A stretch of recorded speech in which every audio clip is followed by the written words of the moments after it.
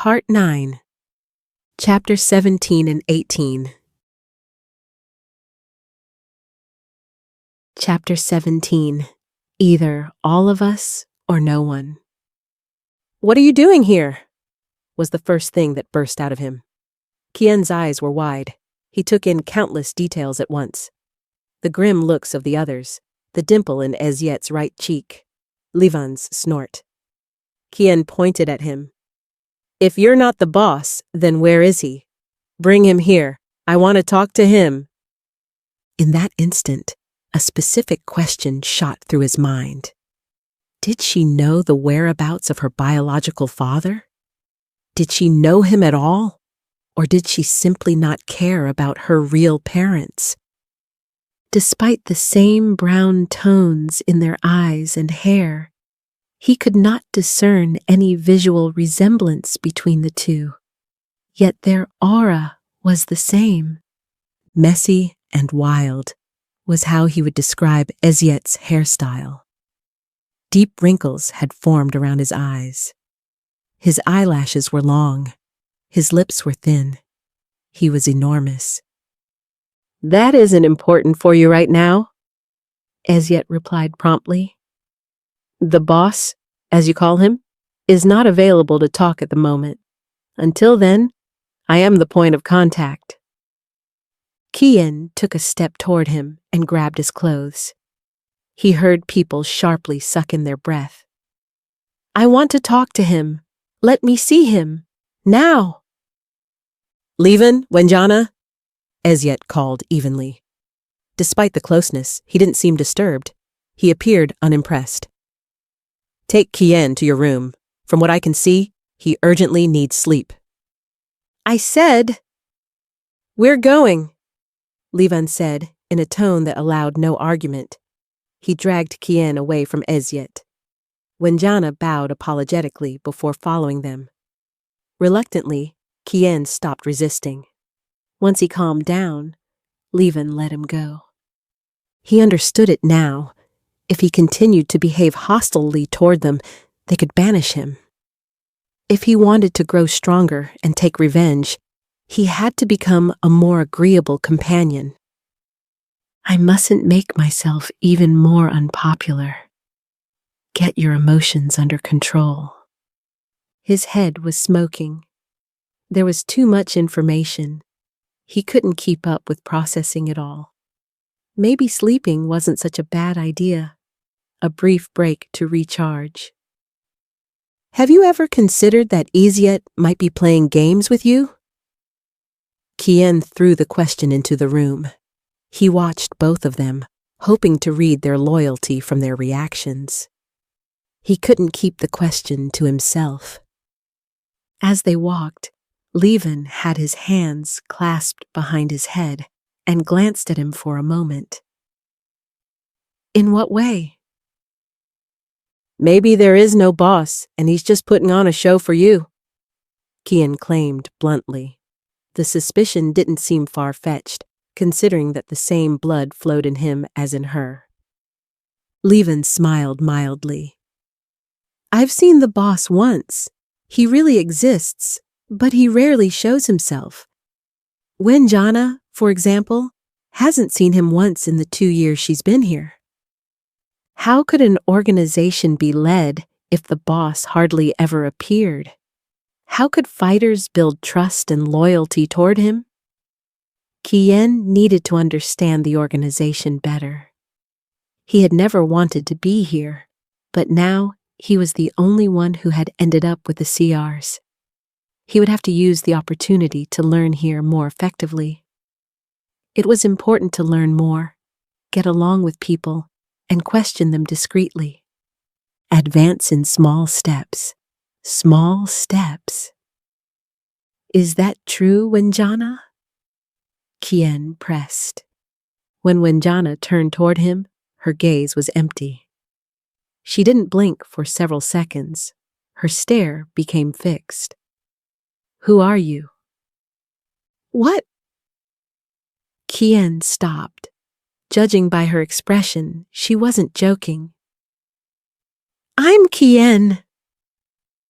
She held her arm and scraped her foot along the floor. I'm sorry, I forgot you. I need time and several repetitions before I can remember you. Ouch, that hurt. For a while, he studied her, unable to say anything. Eventually, her hand wandered to her hair. As if it weren't curly enough, she wrapped a strand around her finger and let it go, repeatedly. If his lingering stare bothered her, she didn't show it. Slivon broke the silence with a sigh. Don't be mad at her. She doesn't do it on purpose. She has a bad memory. The corridors were long and winding. Outside the dining hall, they didn't encounter anyone. Were they all obediently sleeping in their rooms? Eventually, they stopped in front of a room. On the sign was the number combination 7417. From now on, we have to be quieter, Slivon warned, lowering his voice. He crouched as if walking on tiptoe. Aaron is already asleep. Normally, he's a friendly person, but when he's tired, don't mess with him, okay? Kilan rolled his eyes. Okay. Good. Slivon held his hand on the doorknob but didn't press it down. Instead, he turned around once more. Listen, get on Aaron's good side. If someone on the team is against you, you can't be accepted. You'll either have to wait until you find suitable members or convince everyone to accept you. Either way, it'll be nerve-wracking and time-consuming. Kilan crossed his arms. Looking at both of them, his gaze lingered on Slivon. Why would he be against me? Aaron's been through a lot, you know, Slivon explained. He's been here since he was 12, 8 years now. At first, he was in a team with older CRs. They died. Now we've become a team. As far as I know, that loss almost drove him insane. What happened to your close combat teammate? Kilan asked. Slivon and Winjana exchanged a look. Shouldn't he have asked? Their expressions made him regret it. Yumi died, Slivon said. His voice broke. He immediately cleared his throat. During our last mission, she disappeared without a trace. We found out she let herself be captured on purpose and has since been taken over by a Slivon. She and Aaron had sworn to marry once the Slivons were gone. On purpose? Why did she do that? Slivon gave a small shrug. Maybe she just lost the will to keep going. I don't know who awakened those feelings in her, but revenge had a strong hold on her, like it does on you. Maybe she felt the only way to quiet it was to disappear, to let herself fade away. Kilan lowered his gaze and sank into thought. Had her revenge been triggered by the same person? Had she done something similar to Yumi? Who in the city could have stirred up so many negative emotions? Suddenly, the silhouette of a young woman appeared before his eyes. She turned her head, smiled faintly, and dissolved. Whoever the cause of Yumi's revenge was, Kilan would end humanity's suffering by destroying every Slivon. I'm sorry for your loss. Truly, my condolences. But I won't be a replacement for Yumi. I'm me and no one else. Yes, I see that too, Slivon replied. You'll fill the place she left behind differently. Encouragingly, he raised his thumb and grinned. Kilan quickly turned away, but a warm feeling spread in his stomach. He pressed the door handle down and entered first. The room was dimly lit. A night lamp? There were 2 bunk beds. Bags and clothes were scattered everywhere, even though a large wooden wardrobe stood in the room. Above it ticked a clock whose hands glowed in the dark. It was 4:42 a.m. The room was functionally furnished. He couldn't find anything personal. The cramped space made it feel uncomfortable, a room you wouldn't want to stay awake in for long. Still looking around curiously, Kian's gaze fell on one of the upper beds where someone was sleeping. His heart skipped a beat. Kilan. He hurried over, almost tripping over his own feet. Then he realized the sleeping young man was someone else. His pulse spiked. How could he have seen Kilan in him? Admittedly, he resembled his older brother in some way. He noticed several moles on his face. One slanted beneath his mouth, several scattered along his neck. How many times had his self been stolen? That's Aaron, Slivon introduced him in a whisper. He put a finger to his lips. Please don't be so loud, Kian. He took off his combat suit and draped it over the edge of his bed. His weapon leaned against it. Then he lay down. Wenjana also undressed and climbed the ladder to the top bunk above Slivon. Apparently, she didn't mind sharing a room with 3 men. Kian stood in front of Aaron for a while. One hand was under the pillow, the other beneath his cheek. 7 pillows lay scattered around him. A tugging sensation formed in Kian's chest. He ignored it. Quickly, he loosened his backpack straps and let it drop. Slivon and Wenjana glanced at Aaron and looked stiff. Quiet, they whispered together. Please. Kian rolled his eyes. Okay, he whispered back sharply. He lay down on the lower bed, which seemed freshly made. He ran his hand along the blanket. A week ago, a woman had slept here. Just like that, she had given up her life. Had her revenge not been strong enough? She had forgotten the pain. Everything was gone when she surrendered. Would it be the same for him? Would everything end? He shook his head immediately. Giving up wasn't an option.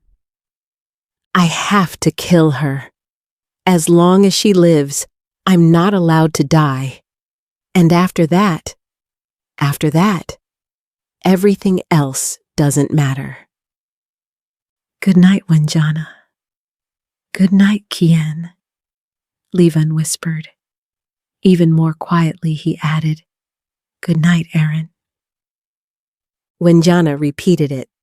The only thing Kian could force out was a simple night. Kian tossed and turned in bed. His eyelids wouldn't grow heavy. He felt alert. Was it the excitement? He'd never struggled to fall asleep before. One blink, and he was gone every time. What was different today? Though his body showed early signs of exhaustion, his mind was wide awake. Wenjana was snoring by now, something that kept Kian from sleeping even more. How could that little thing snore so loudly? Unable to endure the noise, he threw his pillow at her. Groggy, she sat up and murmured an apology. What's going on? Slivon whispered, sitting up on his knees. Concern colored his voice. Can I help somehow? Bring you some tea?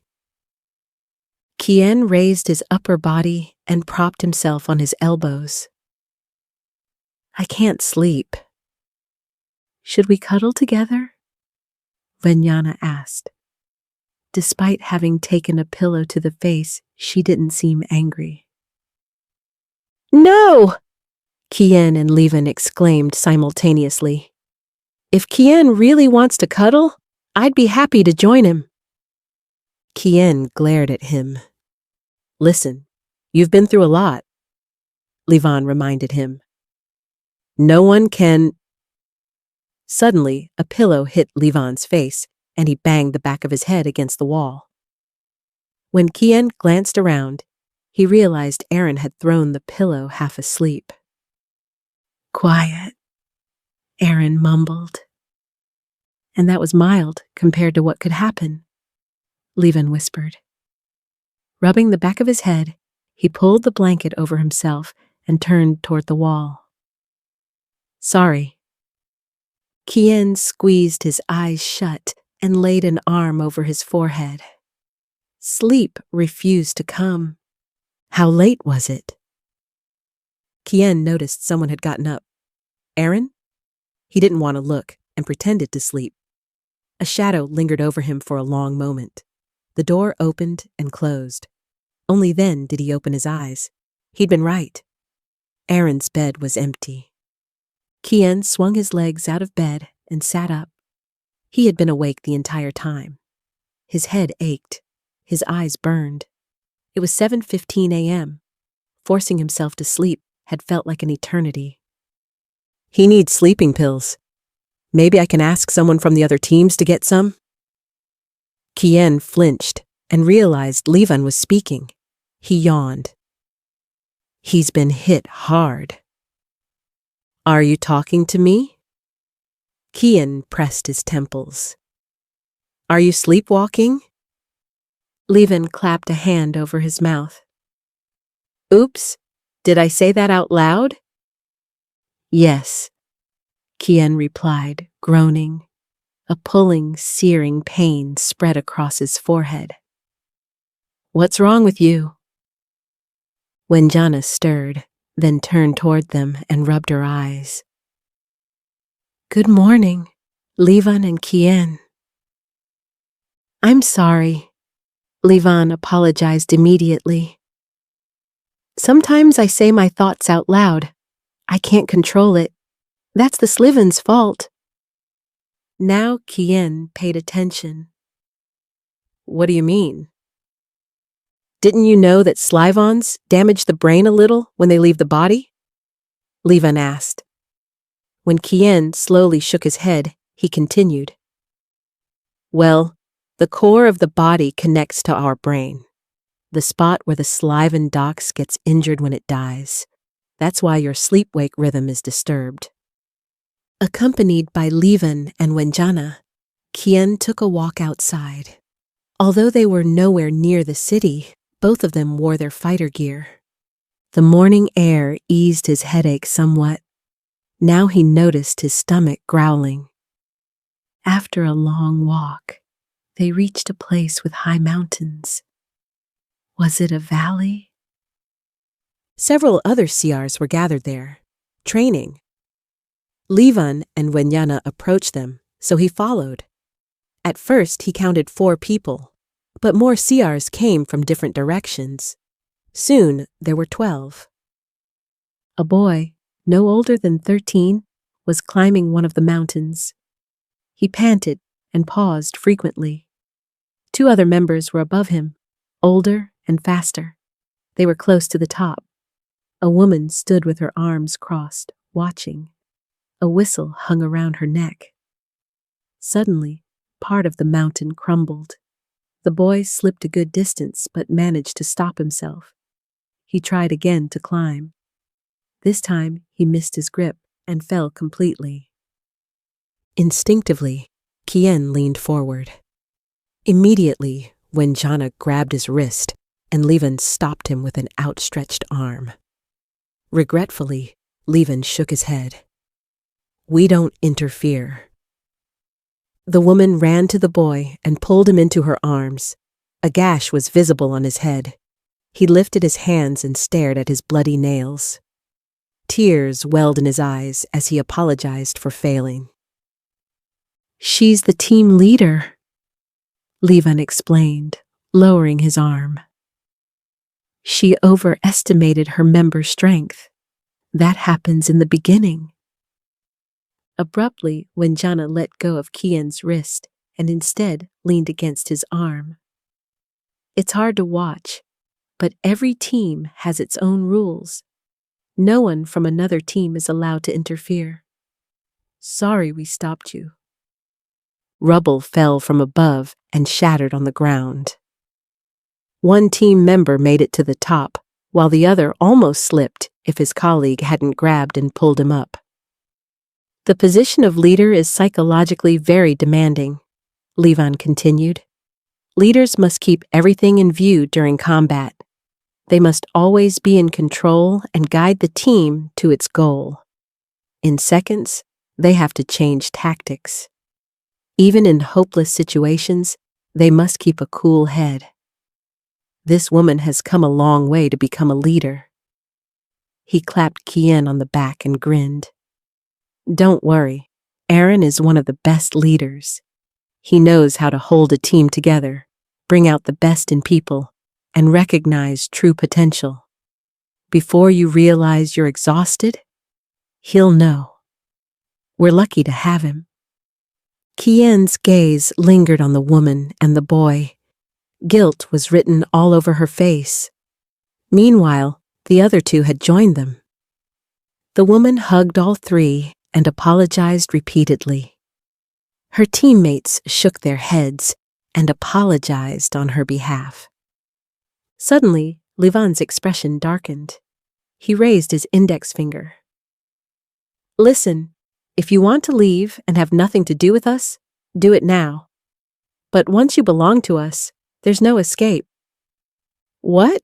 Explain that more clearly. Well, he began. For the past 2 years, there's been a rule. Everyone in a group is bound to one another. If we go on a mission and return with one fewer member, it's the certain death of the others. We're banished. If you lose someone from the team, you don't come back. Either all of us or no one. What kind of stupid... Kilan stopped himself. He inhaled and exhaled deeply, massaging between his eyes. Come on, you can do this. Be friendly. Community is a big deal, huh? Exactly. Slivon nodded. Kilan, I want you to know the truth before you agree and we become a team. A family, Wenjana corrected quickly, separating from Kilan. From the side, she gave him a gentle smile and patted his arm. He let it happen without comment. This girl has almost the same urge for physical contact as kill. Stop! Stop! Stop! Did she really just say family? Slivon's shoulders slumped briefly, his voice tinged with emotion. That wasn't necessary, was it? I mean... Kilan smacked the back of his head, twice. When Slivon looked at him with furrowed brows, Kilan said, You think too loudly, Slivon. Go on. What were you saying? What did I? Slivon glanced at Wenjana. How much did you hear? Wenjana tilted her head and touched a finger to her lips. I don't know. Something about family, I think. Sorry, I forgot again. Slivon! Kilan grew impatient. He grabbed Slivon's cheek and forced him to look at him. When he let go, a red mark remained. Slivon turned fully toward him and scratched the back of his head. Oh, right. Sorry, Kilan. So, as a close combat fighter and a mid-range fighter, we're the ones most at risk. You'll be exposed to danger more intensely than all of us, because during a mission, you'll draw most of the attention. It's important to me that you know all this. Before we even consider training, I want to give you a choice. Do you want to become a fighter, or do you leave us immediately? Chapter 18. Walking One's Own Path. I want to. Kilan startled at his own words. He hadn't given himself a single second to think. Would he regret this decision? Shouldn't he be striving to work within the organization instead? Once again, his mouth acted on its own. Take me into your team. Wenjana and Slivon exchanged smiles. They seemed pleased with his answer. Out of nowhere, both of them rushed at him and clung to him. Expecting to be electrocuted, he flinched. nothing happened. Were the suits deactivated? All right, Kiyan managed after a moment. He wrapped his arms around the two of them. A thought that had been nagging him ever since the name had been mentioned and the rule explained wouldn't let go of him. I have a question. If Yumi died on a mission, why weren't you punished? He almost phrased it differently. Why are you still alive? Well, Slivon began, our luck, if you can call it that, was that another leader had witnessed with his own eyes how Yumi surrendered voluntarily. Without his testimony, we wouldn't be here. I see. Unconsciously, Kiyan's muscles tensed. Could it be that she had deliberately let herself be seen? If so, Yumi had been concerned for her team's well-being. With the thought that her team would survive, she died. Now that Kiyan officially belonged to them, he didn't have to watch over one life anymore, but 4. They were bound together. When the realization fully sank in, warmth spread through his stomach. Okay, when do we start? He asked. What do I need to know and be able to do as a close combat fighter? Slivon stepped back while Wenjana remained at Kiyan's side.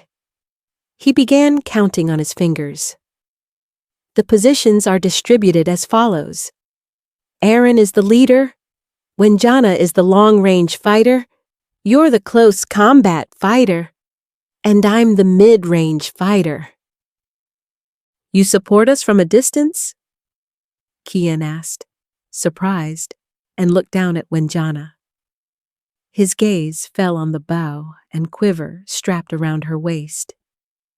She nodded. As a long-range fighter, I'm not allowed to get close to the enemies. My job is to attack opponents who try to ambush you from behind. She's a good archer, Slivon praised, pride ringing in his voice. What's important is that you rely on all of us 100%, Kiyan, and you must obey Aaron's orders. Have you noticed the whistles the others are carrying? Kiyan looked around. All the leaders gathered at this place carried a whistle. Each whistle was a different color. Some were blowing into them. After a while, the sound had begun to hurt Kiyan's ears. The pitch varied, sometimes deep, other times so shrill that he feared his eardrums would burst. Above all, the whistle was loud. Even from a distance, he could hear it clearly. Yes, I have. Those, Slivon explained, are carried by all leaders. They use them to give commands. Every team has its own melody. You'll have to memorize Aaron's signals. On missions, Aaron communicates exclusively with the whistle. Wenjana let go of him and giggled. Of the entire training, that part was the hardest for me, she said. Remember, Slivon? How could I forget? He laughed, then looked at Kiyan. I hope Aaron can accept you. I really want you with us because you're great. Besides, it'll be hard to fulfill your brother's last wish. He sighed and laced his hands behind his head. Kiyan clenched his fist. He swallowed the thick lump in his throat. Just hearing his name dragged him under. What? When I met him, he said we should protect you by all means. Slivon told him. That works better if you're on our team.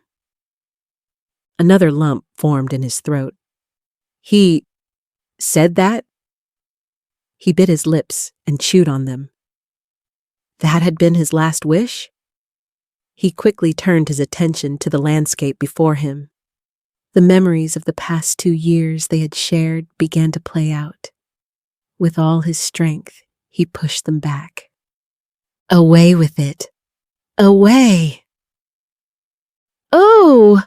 Slivon suddenly said. Aaron! When Kiyan turned toward the others, He saw the young man approaching them. He was carrying a white sack in his hands. Something heavy was inside. In the daylight, he showed more differences than when Kiyan had watched him sleep. "Hi," Aaron greeted when he reached them. Unlike Kiyan, Aaron had gray-blue eyes. They reminded him of clouds announcing impending rain. His gaze was piercing. When Aaron fixed his eyes on him, goosebumps spread across Kiyan's skin. That was the tunnel vision he was addicted to. A look focused solely on him, making him feel like the only one in Aaron's mind. "Hello, Aaron," Slivon replied, making a sweeping gesture toward Kiyan. "This is..." "Kiyan Rojda," Aaron interrupted. Without looking at Slivon, he nodded. "I know. That's my last name? I have one?" "Right," Slivon remembered, slapping his forehead. He looked at Kiyan. "You know, Aaron always gathers information about someone in advance before making contact. Must be a leader thing. Sometimes I feel like he knows more than you do yourself." Suddenly, Aaron extended his hand to him. His black whistle with a blue lightning bolt slipped free and dangled casually. "You like it when someone thinks only about you." "What?" Kiyan stared down. Now he couldn't look him in the eyes. He ignored the comment. Was Aaron trying to throw him off balance? Expecting Aaron to treat him dismissively, Kiyan eventually returned the handshake. He gripped tightly. He had to give him the impression that rejecting him would be a mistake. "I'm going to belong to you, whether you like it or not. I won't let you stop me. Got it?" He met his eyes resolutely. "Yes," Aaron replied curtly with a slight lisp. "Welcome to the team, Kiyan." "What?" Kiyan blinked several times. The strength he'd put into the handshake faded.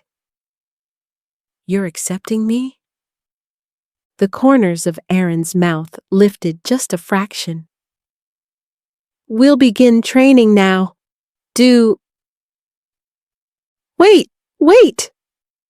Kiyan interrupted, letting go of his hand. "It can't be that easy." "No," Aaron replied. He set the sack down at his feet. His hands slid into his jacket pockets, and he jerked his chin behind him. "Then go on. Get lost. Never show your face here again." Kiyan frowned. "I definitely won't. I'll fight at your side whether you want it or not." "Fine. Welcome to the team." Kiyan clenched both fists. A muscle beneath his eye twitched. "Are you messing with me right now? If you need this little persuasion game to feel good, I'm happy to keep playing theater for you." This time, Aaron grinned. Exaggeratedly, he pointed behind himself. "Disappear and never come back. I don't want to see your face." "The theater isn't necessary," Kiyan muttered. His cheeks burned. "Let's start." Slivon poked both of Kiyan's cheeks with his index fingers. "Kind of cute how embarrassed you get." "And who told me it would be so difficult?" Kiyan snapped, swatting his hand away. "Stop that!" Slivon paused. "It is difficult." He glanced over his shoulder at Aaron for a moment. "He seems to see something in you." "Whatever." Kiyan crossed his arms. "Where's the teacher?" He scanned the area. Nothing. "We are," Slivon said. "We're teachers and students at the same time. We teach ourselves everything. That's part of strengthening the community. Our training hall is nature." A sigh escaped him. Where have I ended up? Suddenly, Aaron pulled out ankle shackles with weights from the sack. They weighed at least 2 kilos. Later, Kiyan would read the actual number, 5 kilos. Before he could grasp Aaron's intention, Aaron had already chained them onto his legs. "Wenjana, you fight Kiyan," Aaron ordered. "I want to see Kiyan's fighting style." Kiyan ground his teeth. "Hey, how am I supposed to fight with weights on my feet?" "You need the weights," Slivon interjected. "We all wear them regularly during training. The special shoes that let us jump damage our muscle cells over time and make them slack. So we have to rebuild them again and again." "You've got to be kidding me." Wenjana assumed an attack stance. Kiyan could barely move. Aaron stood a good distance away, and Slivon joined him. Alternating, he cheered for Wenjana and Kiyan. Kiyan tried his first strike, but Wenjana dodged effortlessly. He couldn't reach her face. She was agile, her movements smooth and easy. Time and again, Kiyan dropped to his knees because he forgot about the weights. Every time he tried to sprint, only to be dragged back by them. Slivon burst into loud laughter. When Kiyan shot him a dark look, Slivon raised a hand apologetically. In the blink of an eye, Wenjana landed a blow to Kiyan's stomach. His breath was knocked out of him for several seconds. On his knees again, he gasped. Wenjana didn't have much raw strength, but she fought with precision. "This is going to be a lot of work," Aaron remarked. When Kiyan shot him a glare, Aaron sighed. "Keep going." The woman who was telling her story had been there for an hour now. When would she stop talking? She wore the uniform of the Sins. Her armband bore 3 stars. This woman had introduced herself as his mother. "I'm sorry that I neglected you, Kilan." She stroked his cheek, accidentally bumping the glasses she was adjusting, glasses that still felt new. "For a long time, my only thought has been the death of those hopping frogs." "Hopping frogs?" he asked, confused. His throat hurt. He hadn't spoken for a week. He had been brought to a place unfamiliar to him. All Slivons who had taken over a human body were housed here. Since it usually took them 48 hours to fully arrive and become viable, they were cared for and looked after at this place. Before that, they were like newborns. The place was called the Rehabilitation Center. The woman who was his mother was named Kate. She looked strikingly similar to him. Her light blonde hair reached down her back, worn loose, with bangs covering her forehead. She had the same blue eyes. No, he would call them ice blue. She was as pale as he was. Despite being 50, she had aged well. "I mean the CRs! Those cursed, disgusting frogs who can't leave us alone! I'll burn them all until they burst!" Suddenly, she leaned down and kissed his cheek. The pink lipstick with its transparent gloss felt sticky on his skin. Gently, she rubbed the color away with her thumb. "I promise I'll take better care of you from now on. I promise I'll bring Kiyan back. Those monsters took him." She slammed her fist against the wall. For a moment, she clenched her teeth. "I'm sorry I never came home, but I couldn't. This place reminds me of your father." "Oh, I'm sorry. That's probably too much information." "It's okay," he breathed. He held a plastic cup in his hands and quickly took a few sips. Tears welled up in Kate's eyes. Standing, She leaned into him. My poor little treasure is so brave. If only I'd taken better care of you. You're so different. This time, you couldn't accept the memory cells. But that's okay. I'll learn to love your new personality. At least you don't seem to be a loner. A loner? She nodded. Since your father's death, you withdrew. When you turned 18, you moved out. You isolated yourself from everyone. You met with us less and less. I know it's my fault. I should have been there for you. But my work gave me strength. Kilan, from now on, everything will be different. I'll bring your brother back. I'll bring our family to... There was a knock at the door. After Kate invited the person in, a young woman entered hesitantly. Her hair was chestnut-colored and slightly wavy. She, too, wore a uniform, though hers was white. It fit tightly at the top and flared out toward the bottom. The buttons and some lines were gold-colored. She wore white velvet gloves. Jiyan, what is it?" Kate asked. Jiyan closed the door behind her. "Good day, Mrs. Rojda. I'm sorry to disturb you. I just wanted to check in. I always visit my victims after finishing my work. From the looks of it, your son is doing well." "Yes, thank you, Jiyan, for coming despite the dangerous weather," Kate said gratefully. "Truly, thank you for bringing one of my sons back. I didn't know the human within them had awakened." Jiyan bent slightly. "No need to thank me. It was my job." She looked Kilan deeply in the eyes before turning back to Kate. "I will no longer pursue this work." "Why?" Kate asked. "You'll lose the privilege of living for free. Without this work, you'll be treated like any other citizen, even though you're the president's stepdaughter."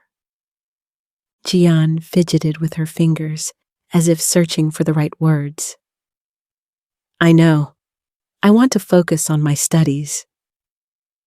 "You're studying botany, right? What's more interesting about that?" She smiled. The muscles of her mouth moved. Those of her eyes did not. "Plants don't hurt you, unlike other creatures." "It's a shame we're losing a competent human hunter," Kate lamented, her fingers drifting to her lips. "How will Zaina, and especially the president, react?" Jiyan looked toward the window. She remained silent for a while. The curtain stirred. The room grew cooler. "It's raining cats and dogs." Then she examined Kilan and waited, as if expecting an answer from him. "That's true." He finally nodded. Her eyes widened just slightly. At once, she bowed. Her voice changed. "Excuse me, I must go." Before she vanished, he saw her press a hand to her mouth. Her steps quickened, as if she were running down the hallway. Eventually, he could no longer hear her. "What got into her all of a sudden?" Kate asked. Kilan looked out the window. The rain intensified. "I don't know." He crushed the cup in his hands, the remaining water spilling out.